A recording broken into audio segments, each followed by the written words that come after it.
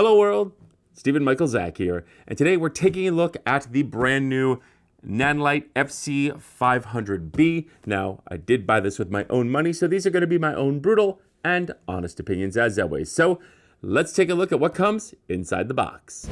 My own brutal and honest opinions as always. This is new to me.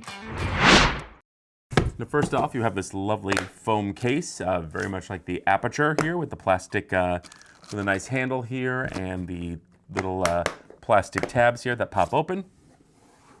And flipping this open, we get an instruction manual here. We get the light itself. Now, something that's very interesting is that this does not come with a safety cap. It comes with the dish already attached. So be careful when lifting this out of the box here. And they do give you this thick piece of cardboard. Not crazy about this, but that's what they give you to protect it. So you have the light itself. And you have this giant power brick here. You have your power cord, which is made of cheap PVC, not crazy about the material that's made of. And then you have a really nice Nutrix connector made of a really quality material. And that is pretty much it. The case, again, is one of these foam cases. You do get quite a bit of space, so I'm not too concerned. Again, the only thing I'm concerned about is that this may wear out over time, the hinge, but you could just replace that with some gaff tape. Okay, let's take a look at the light itself. Now, it is made of plastic. But that is absolutely fine. In the front, you do have the dish here. As you can see, it's a little bit wobbly, but again, you're not going to be Hollywooding this. There is a nice button there to release the dish. And let's take a look at the cob. And as you can see, the cob is just straight across, so no surprises there. It does have a really nice mount yoke that is all metal. And I will say that this yoke is pretty stiff. Which is interesting, and it does have an umbrella holder here over on the side. And again, you do get, do believe, let's go ahead and tighten this up. Do believe this is a ratchet handle, so you can move the handle anywhere you want, and you get a very nice connection knob. And again, you can hang it this way, you can hang it that way. Really no problems there. So let's take a look at the back here. You've got the two clicky buttons here, which is very nice, and they both have this has some nice feedback, and this is very smooth. You have your DMX. Yes, it does have DMX. You have your Nutrix connector and a hard on-off toggle, and of course your mode and menu button and USB Type-A for firmware updates. Now let's take a look at the yoke. Yes, it is, although be it stiff, it is a ratchet yoke, which is nice. And then when you loosen this up, very, very, very nice. It's actually a little stiff, a lot stiffer than I thought this would be. But I guess that is pretty good because it will hold the heavy modifier. So the lock works very, very well. And we'll go ahead and test the dish here. We'll slap the dish on. A little wobbly, but that's okay. And it's got this nice release there as well. Now let's take a look at the ballast. This thing is quite heavy. Again, it does have a proprietary V-mount here, so you will have to buy their proprietary holder. I'm not a huge fan of that. At least Aperture and Amaran on some of their stuff, they do give you like a 3/8 or a 1/4-20 spigot to attach a spigot and then to attach it into a super clamp. I really wish that's what they did here because again, it's going to be extra money for me to hang this thing. And then, of course, they do give you and I'm going to say it, shitty strap. I hate these things. While this does feel like coated metal, I just hate these things because it causes the ballast to kind of fly all over the place. I'm really dead set against those. Everybody on this channel already knows how much I hate those. For the record, I really wish they'd stop doing them. But anyway, that's it. You've just basically at top, you've got your plug and your Nutrix connector, and that is pretty much it. Now, taking a look at the cords, you have this very cheap, I think it's PVC cord. Now this kind of material, when it's hot, when it's cold, this can become very brittle in the heat. It can, in the cold, like if it freezes up, it can be hard to bend and it could break. And if it's hot, it could start to melt. So not great on the power cable, but again, they're saving money. So I really wish that this were made out of the same material as this. This is a very nice material here. You're gonna have no problems with your Nutrix connector. Again, I wish the plug were made out of the same stuff, but again, they were cutting costs. So there you go, there you have it. Okay, so here we are with the controls. Now, of course, you've got this dial, which controls your brightness, and it goes down in integers of 0.1, so that's very cool. And of course, if you press this, it goes off and then goes back to where you had it. So there we go. It does take quite a bit of time to kind of get this up. You have to do very big strides here. I really wish that this had a button where you pushed it and it would go to different integers rather than just shutting off like that. Then you have your CCT, and it goes all the way up to 6,500 Kelvin and goes down in increments of 100 and goes all the way down to 2,700 Kelvin. And again, this does have that quick button here, so you can go 32, 40, 56, 65, back to 27. So there you go. Really wish that this had the same amount of controls. We'll go to 39. That's what we shoot in here. Then you have your menu and your mode button. Let's hit the mode button, and that gives you all your readout and takes you into the special effects. And we have a CCT loop here. And you can control, of course, your brightness, your speed, your color. Everything is controllable here. Let's go ahead, and we've got INT loop. We've got a flash, and again, this is very sensitive. We've got pulse. We've got storm auto.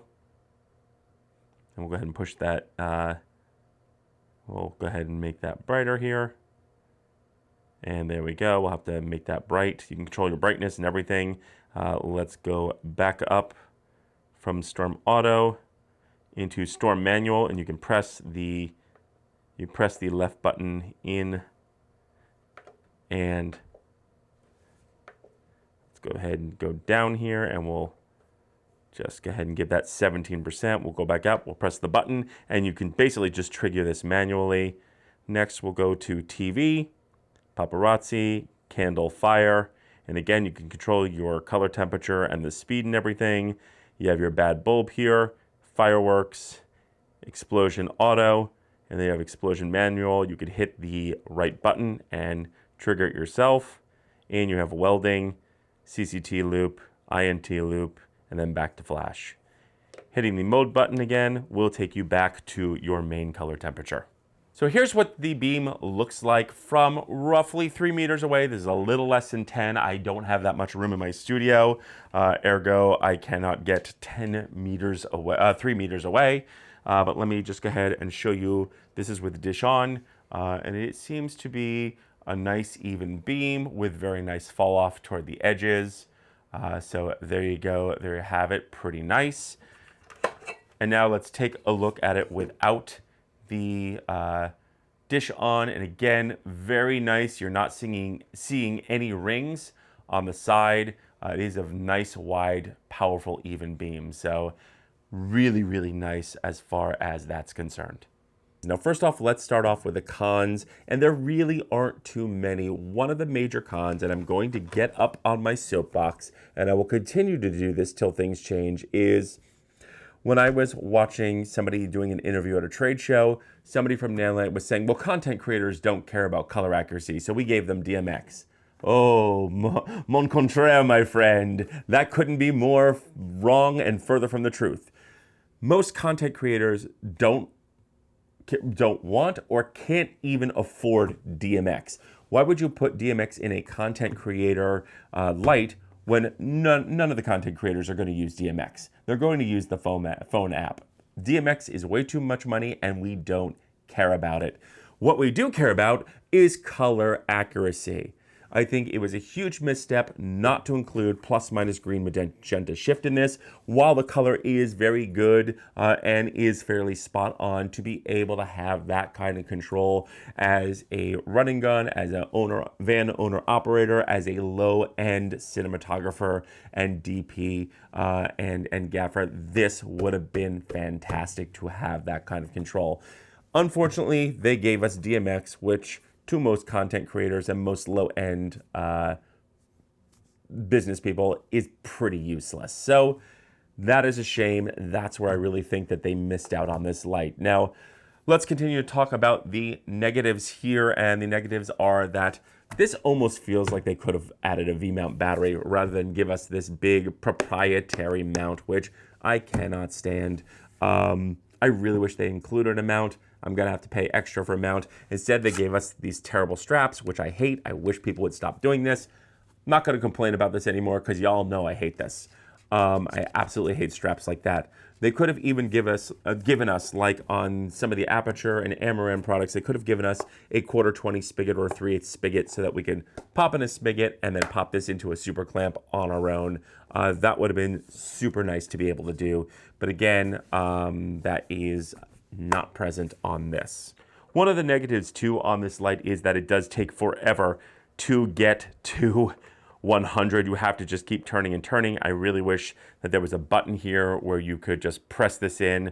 Rather than this turning off, I really wish it would go from, you know, just certain integers like 25%, 50%, 75%, 100% to 0%, because it is a bit of a haul to try to get this up to the color temperature you want. And I will say that I really wish that the power cord were made of the same material as the Nutrix connector. I just think that, you know, I work in a lot of cold and a lot of heat, so I'd be a little bit worried about this getting brittle and breaking, or freezing and breaking. And again, the head lead could be a little bit longer. I do know you can buy an extra long one, but there you go. There you have it. And on the unit, I did find the yoke to be oddly stiff. I'm not saying that's a con. I think that's kind of a pro because it shows that it'll hold a big modifier. Just something I was a little curious about, but I kind of understand why, and I'm sure it'll wear out over time. But that's pretty much it. Now, from the cons to the pros, this thing is built solidly. I do not mind the plastic build. It still feels like everything Nanlite makes. While this is a little bit heavier than other lights, it is far more heavy dutier than the other lights. Let's talk about what I love. Now, this thing has a nice bright screen. You have control of your fan. So at low, you're at 50%, which if I'm doing narrative work or I'm doing an interview, I'm not running this thing more than 50% with this kind of power. So you do have a nice screen, fan control. You do have a phone app, which works very well. You've got great color. You've got special effects that work fairly well, as best as any special effects work on any Nanlite product.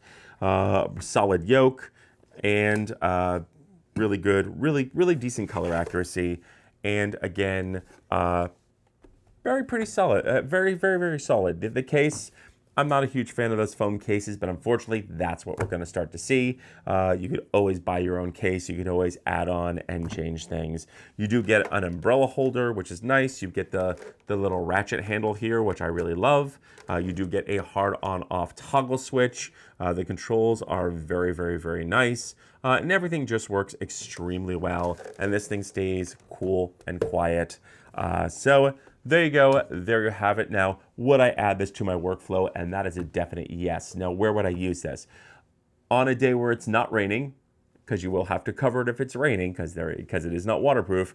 I would definitely shoot this in. I would definitely put this outside a window and shoot it in, especially when you're adding a Fresnel.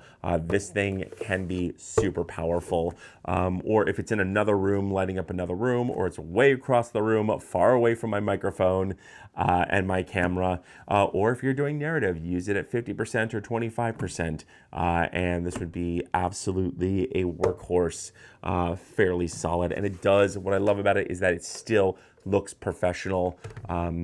Parts of it you can't tell are plastic. I mean, it's plastic, but even a lot of the more professional lights now are starting to use plastic just to make them lighter weight. So all in all, not too bad. Definitely you can use this for product photography or any kind of photography or anything without sound. Again, this is awesome. Would I use it in my YouTube studio? 500 is a little overkill for a YouTube studio. I wouldn't go more than a 300 or a 150. But if you have a big room and you need to fill a big room with like a China ball or a giant softbox, this thing is pretty awesome. And again, you do get the umbrella holder, which is great for photographers. So all in all, I cannot complain about too much about the FC500B here. I think this is a workhorse. I like it. I would definitely add this to my workflow.